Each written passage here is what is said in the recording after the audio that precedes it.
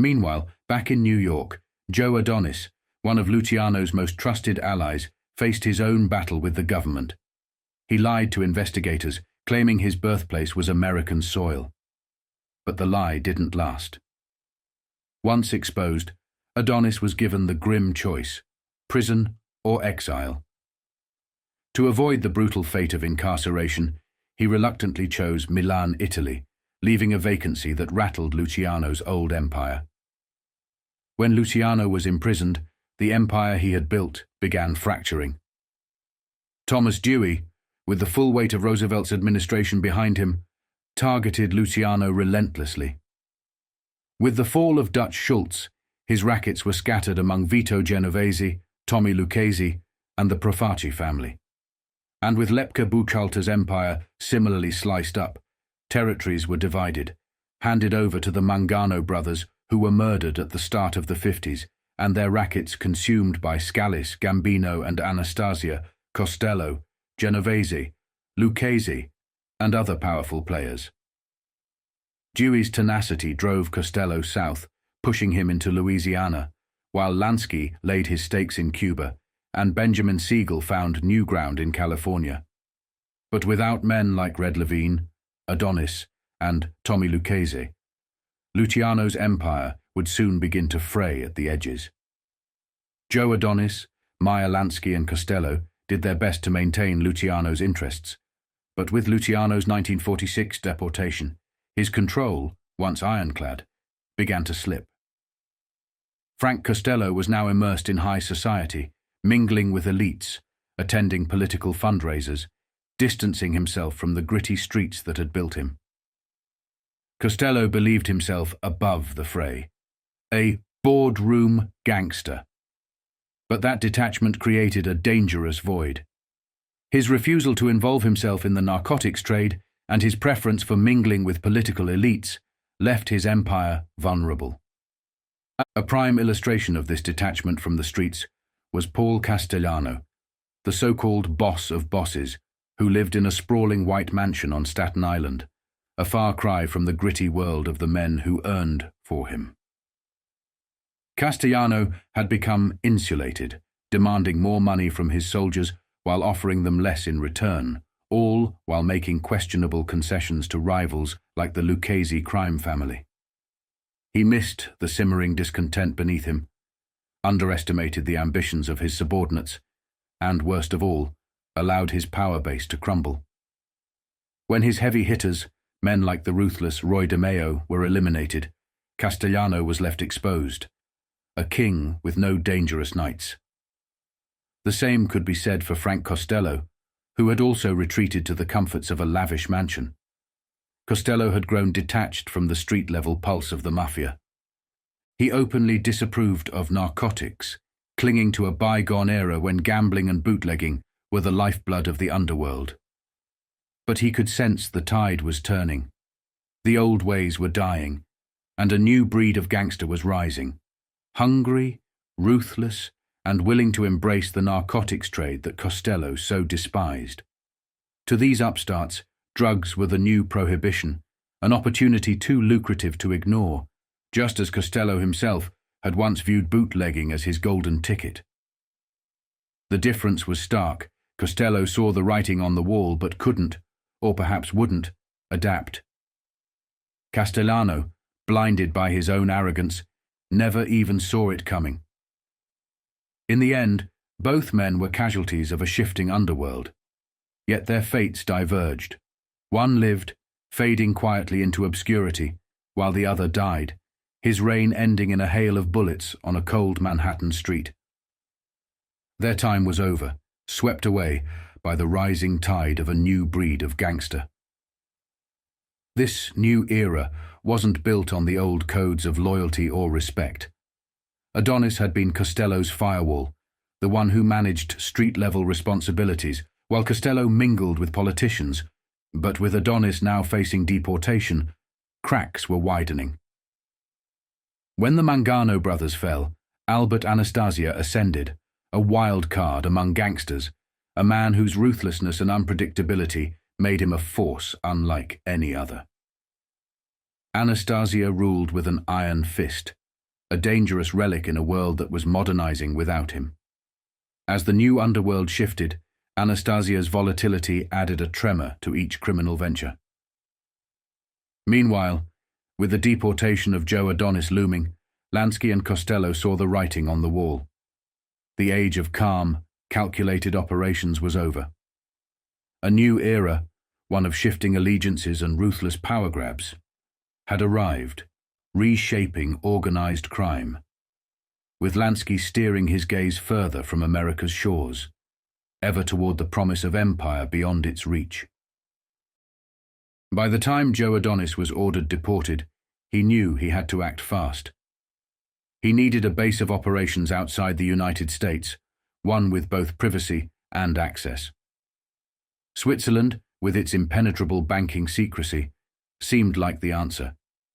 It was Meyer Lansky who had originally planted the idea in Luciano, as well as Adonis's mind. Use Swiss accounts, move funds without a trace, loan money back to yourself. Lansky had already set the example, and soon Adonis was on a plane to Zurich, where he planned to deposit a fortune for safekeeping. For years, Luciano had been getting a regular sum of $25,000 monthly from his American associates, but it wasn't enough. Despite his attempt to maintain a modest lifestyle, the expenses were mounting in Italy. Charlie wanted more, to invest in businesses, to fund charitable works, even to aid his local community. Italy's citizens respected him, partly because he avoided the narcotics trade and prostitution, engaging only in small, benign rackets that brought in goods for the people. But it was Luciano's acts of charity that made him a legend. He donated medicines, food, and household supplies at fair prices, and he worked tirelessly to raise funds for a local hospital. Each night, Luciano returned home disheartened, his wife playfully reminding him that noble work was hard, especially without his gangster tactics. She teased, "Maybe in a few days I'll forget your promise. Go protect a few millionaires, play Robin Hood, and maybe someday they'll talk about how you raised money for the clinic for the poor by protecting the rich." Luciano's frustrations simmered, particularly knowing that his men in America were becoming richer by the day while he scraped by. The nagging thought that his family in New York was minting money under his blueprint while he himself lived modestly tore at him. When he found himself down to a mere $100,000 in Switzerland, and Adonis showed up with a suitcase of $3 million, Luciano's patience snapped. Meeting at Zurich airport, Luciano watched Adonis deposit his small fortune. Furious, he cornered Adonis, demanding to know why his friend had so much wealth while Luciano was struggling to make ends meet.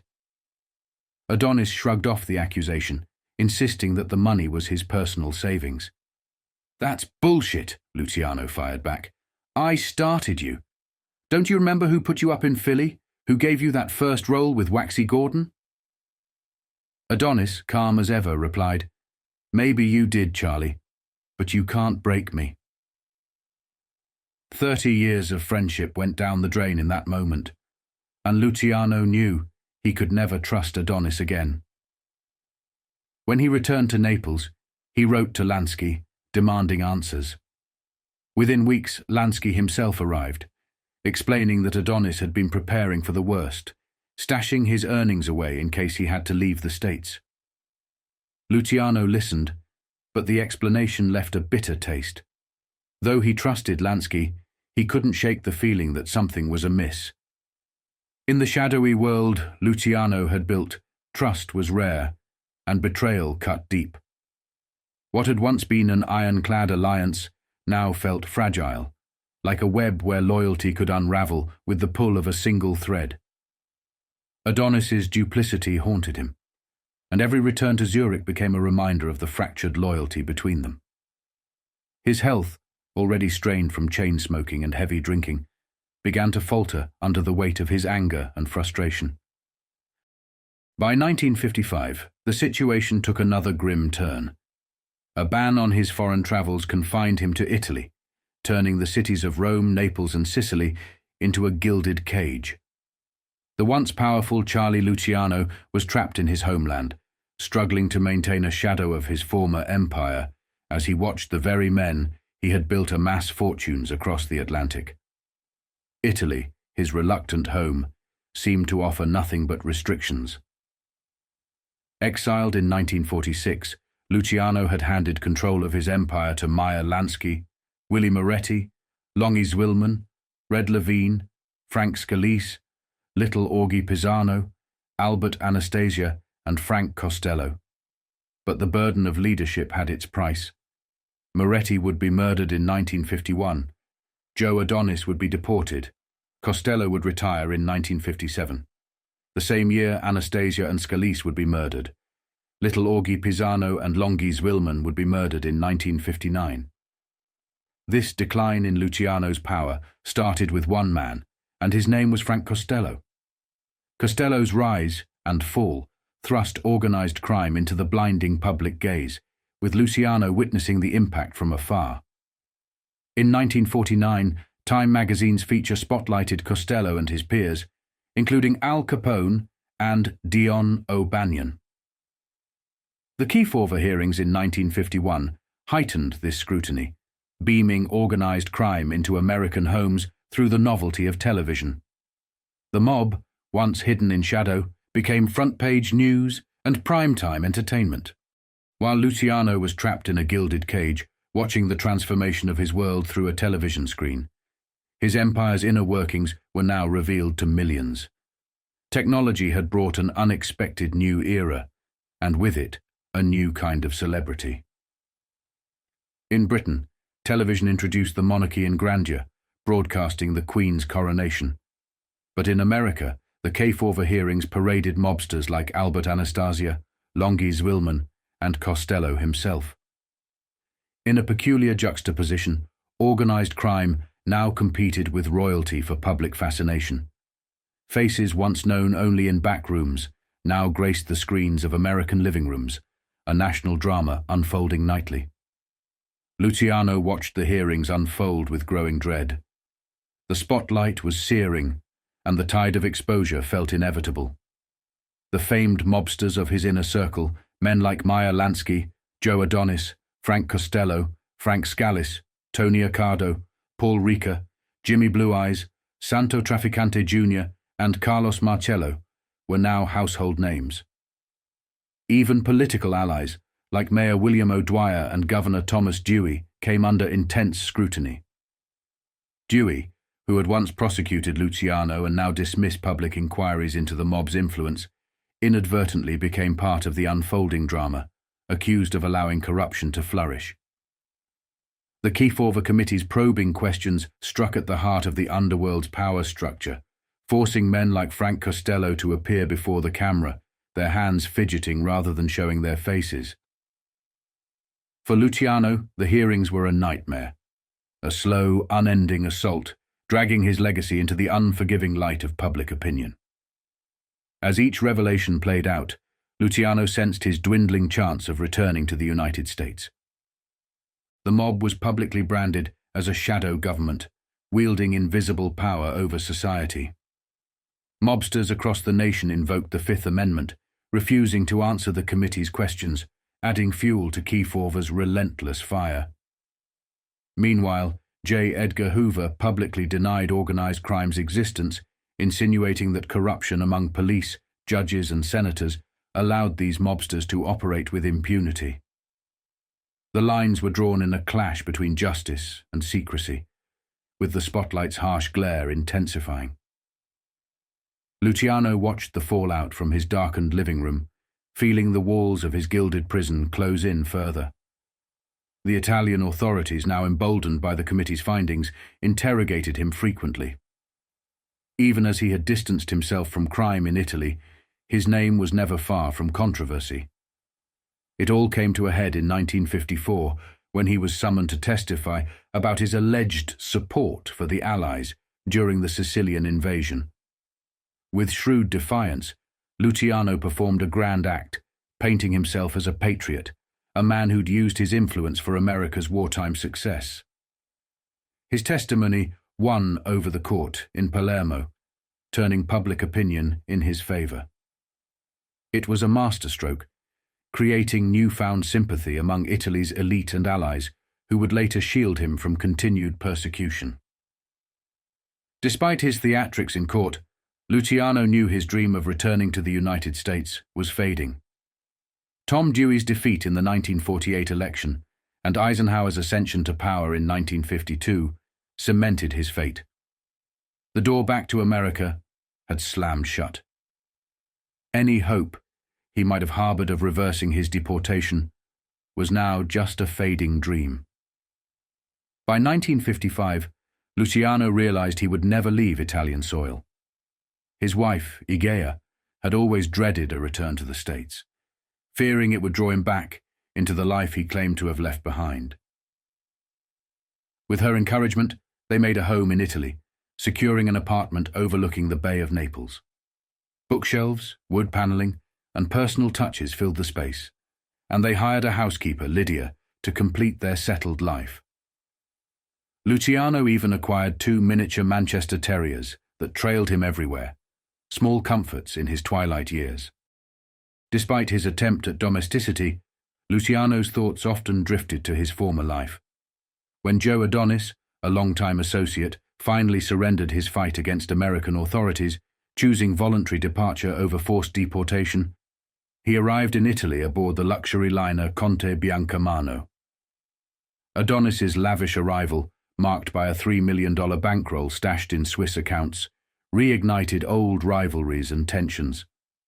Although speculation of a reunion swirled, Luciano dismissed the idea publicly, claiming he had nothing in common with Adonis. Their relationship had soured years prior, and the resentment lingered. A week later, however, they met discreetly in a small hotel, their conversation a stilted echo of past camaraderie. The years had fostered jealousy and mistrust. Adonis offered updates on American operations, and they exchanged information about shifting power dynamics. The conversation lacked the warmth of friendship, replaced by a detached business rapport. The year-end brought unexpected relief for Luciano. Some travel restrictions were lifted, marking a minor reprieve in his exile. As 1956 loomed, deportees across Italy petitioned the United States, pleading to return to the country they'd once called home. Even Luciano filed a formal appeal, though his hopes were dim.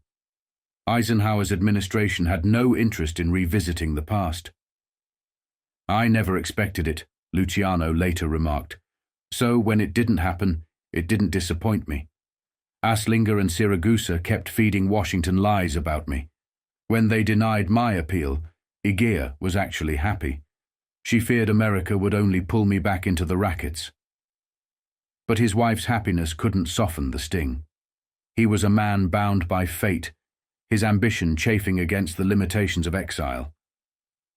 A visit from Carlo Gambino in 1950 had sparked discussions about a transition, and Luciano hinted he wanted out of life, a sentiment that only grew stronger. As his influence in America waned, the next generation, Vito Genovese, Carlos Marcello, Sam Giancana, Mike Miranda, Tommy Eboli, Tommy Lucchese, and Santo Trafficante, rose, seizing power in an era shaped by new alliances and ruthless ambition. The mantle of Luciano's empire passed to those he once called friends. Meyer Lansky managed the complexities in Cuba, while Frank Costello, worn down by relentless scrutiny, considered retirement. In his final years, Luciano embraced a quieter life, opening a small medical equipment store in Naples, selling X-ray machines and fluoroscopes.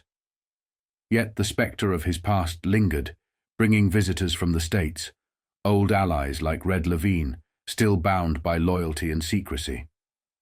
He found solace in a Sicilian villa owned by Rosario Chinky Vitality, a retreat where he could escape Italy's ceaseless surveillance.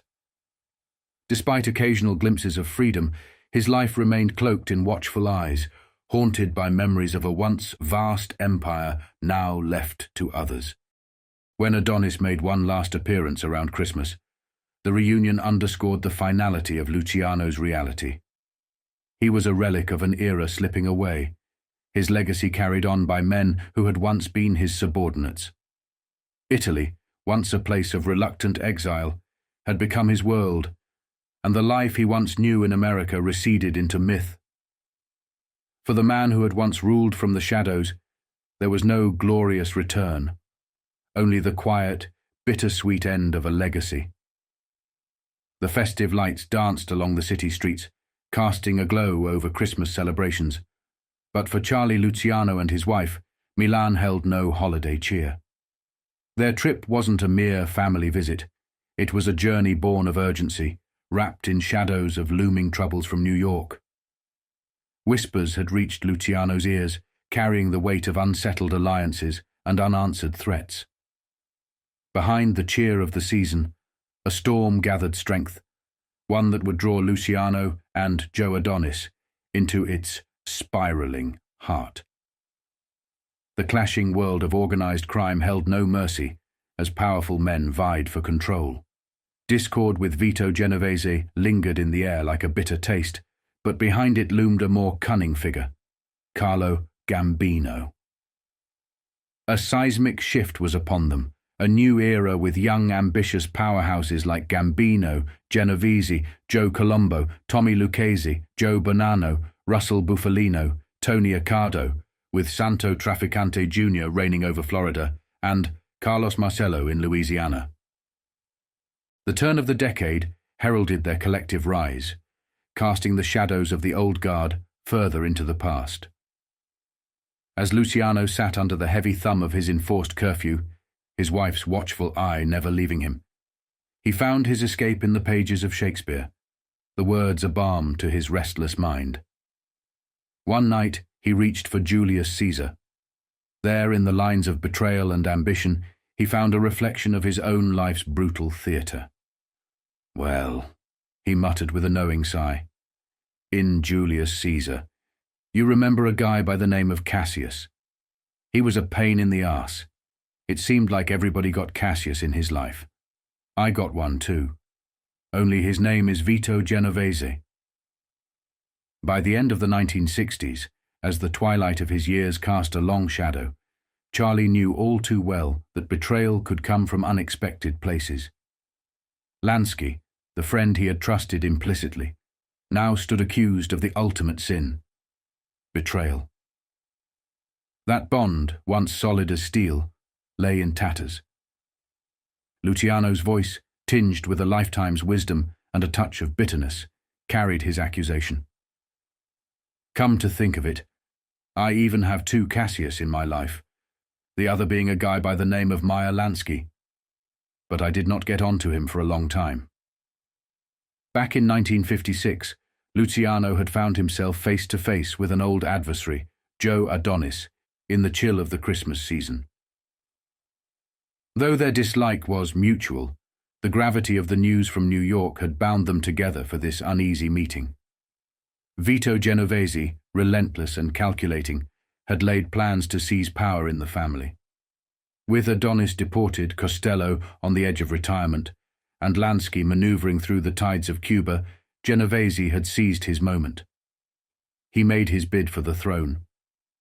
But while Vito painted himself as the rightful heir, Luciano, Gambino, Adonis, Costello, and even Lansky held silent contempt for his ambitions. They would never recognize him as the boss. Costello, trapped in the web of legal battles and now facing jail time for contempt charges, became Luciano's sole remaining hope. And Luciano, seeing his life's empire slipping into dangerous hands, turned toward Lansky, believing him to be his last true ally. "I figured my last good friend Meyer Lansky was still around, and that he would be looking after things for me and keeping a leash on that greedy pig," Luciano grumbled, a hardened edge in his voice as his suspicions took shape.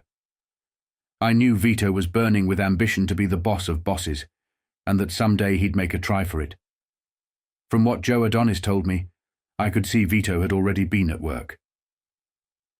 Adonis revealed how Genovese had already begun the maneuvering, replacing loyal men with those willing to bow to his authority, promoting ambitious soldiers like Tommy Eboli and Tony Bender.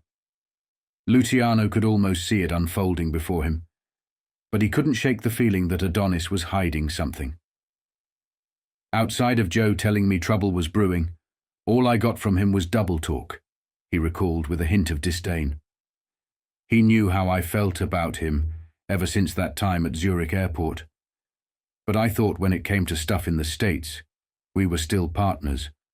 But he just would not mention Vito's name, and I had the impression he was siding with him. If that was so, it had to be against me. Eventually, the message from New York came through a courier Luciano barely trusted. Tommy Eboli, a former fight manager with a notorious temper. Eboli was a man Luciano found hard to read, a figure tainted by past violence and a deep-seated hunger for control, now tangled in the narcotics trade that eroded trust within the ranks. But still, Eboli was the one sent to deliver the news. I guess he'd been told by Vito to watch his mouth with me, Luciano mused, still unsure of the man's loyalties. Eboli said they'd had a meeting of the council to discuss Frank Costello. Frank had told Vito and the rest a few months before that he wanted out. He was in so much hot water, he hardly had time left over for the Unione's business. Luciano's voice grew soft, almost reverent, when he spoke of Frank. Hell, Frank had been part of this since the beginning.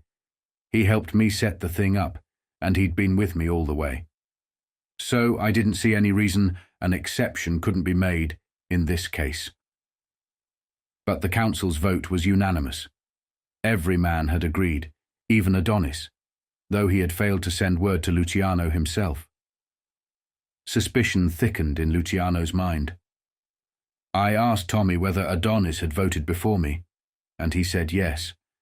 He went along with everybody. Luciano's eyes narrowed with doubt, his instincts tingling. I began to wonder why Adonis didn't send word to me when he was asked for his vote before Eboli showed up in Naples. I couldn't think of no answer, except my nose tells me something stinks.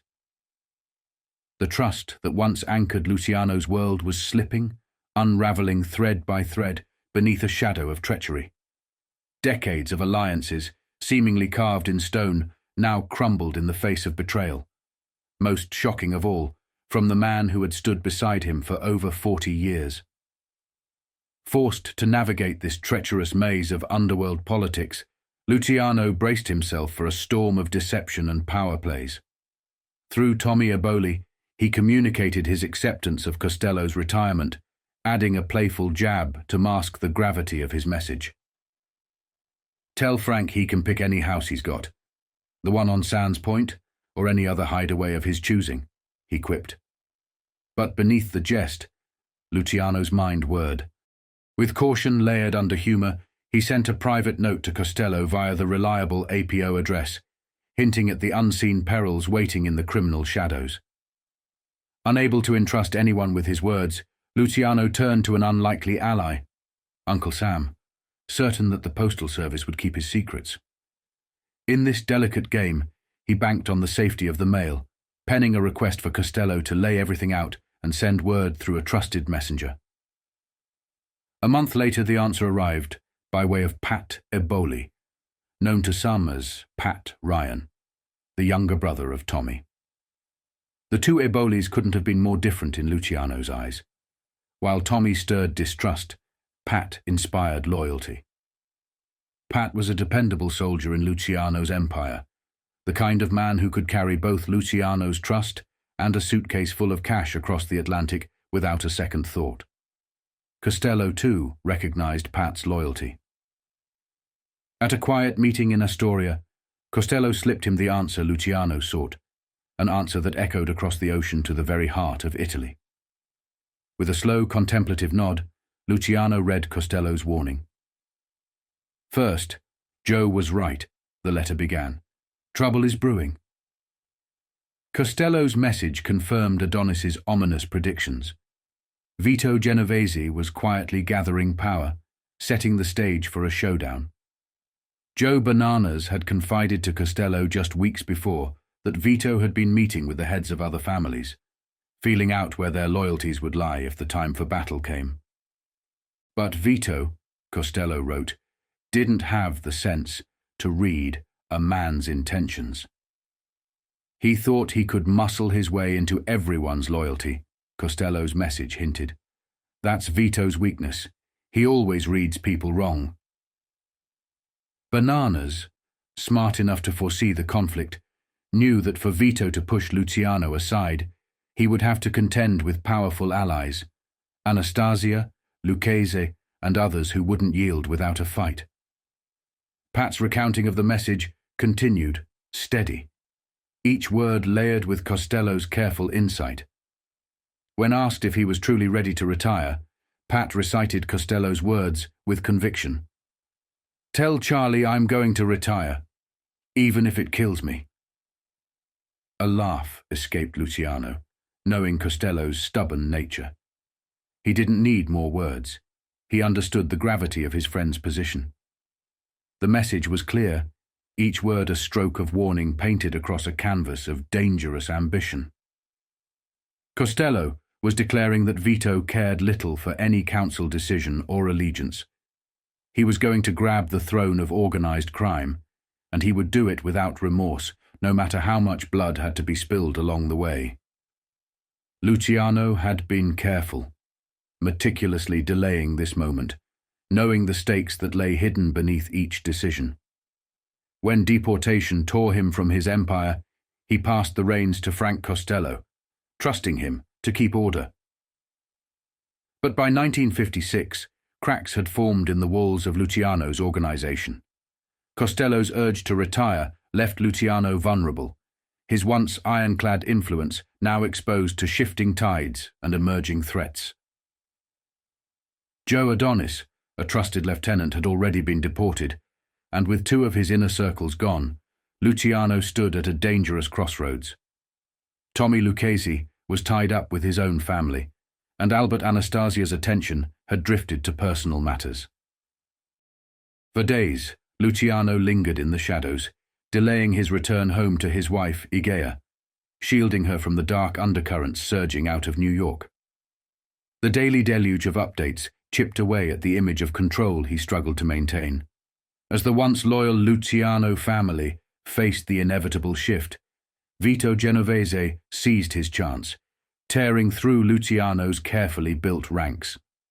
With a calculated cruelty, he removed Luciano's men, replacing them with those sworn to his own ambitions.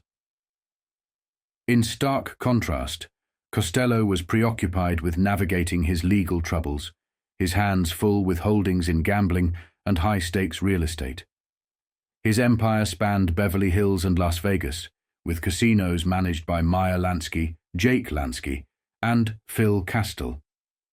The properties, worth fortunes even in those days, extended to prime locations on Wall Street and Park Avenue, their values now unimaginable. Costello wanted one thing: peace. He hoped to retire quietly, drawing income from his legitimate investments, in line with the unspoken rule. Leave behind only the underworld, not the fruits of it. Most council members gave Costello's retirement their blessing, but Vito Genovese had other plans. Although he initially voiced agreement, Vito soon turned, openly opposing Costello's exit. Luciano seethed as he learned of it. "When I heard about that, I was sure Vito had started to make his move by beginning a real squeeze on Frank," he reflected, anger flickering beneath his words. "He got up at the last meeting I was told about and said, 'There's only one way a guy could get out. Frank would not quit and live.' Then I heard that Lansky got up and said, 'Frank should have the right to live in peace after all he's done for everybody.' That gave Vito the opening he was looking for. Vito didn't want Costello's assets in the pot to be divided among the families, despite his claims. Luciano knew better. I realized there had to be something else. That little son of a bitch was out to get Costello, because he never forgot that time Costello insulted him back in the Claridge Hotel. he recounted, anger laced in every word. That was when Costello shut him down over bringing Dutch Schultz into our outfit. I just knew that grudge had been burning in Vito's mind all these years, like a slow fire waiting to rage. Then Bartolo Luciano brought news from New York, along with a sum of money and a message from Albert Anastasia. A meeting had taken place only 2 days before Bart's departure, and Anastasia didn't mince words. Vito finally opened it and said he was going to be the boss, Bart relayed. Albert told him he was going to be the boss of nothing. He said, I set up everything back in 1931 so that no one guy could run anybody else's outfit.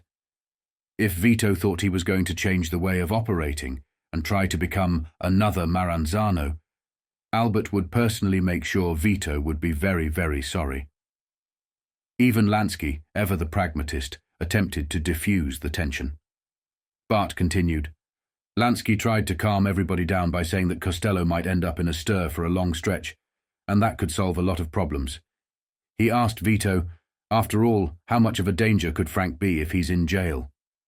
Vito, sensing the sway Lansky held, backpedaled, conceding. Okay, Vito said. Maybe you're right. Maybe we ought to just let him take the rap. Just let him fight his own fight, and not help him out at all. Luciano could hardly believe the words. The betrayal, cutting, deep. Genovese's lust for power had blinded him to their code, the law that bound them together. What Genovese was doing was going against everything we always did, Luciano murmured bitterly. When a guy got into trouble, everybody helped him out. And if he went away for good, we would help his family. Now that dirty prick was telling the council we ought to forget the rules any time they got in his way to the top. He shook his head, feeling the weight of his brother's words. I didn't want to involve Bart in this, he said quietly, regret filling his voice. But the betrayal and the brutal ambition of Vito Genovese had drawn in everyone, even family. As Luciano stood on the edge of the unraveling empire he had built, he knew the path forward was dark, and the men he once called allies were turning into rivals.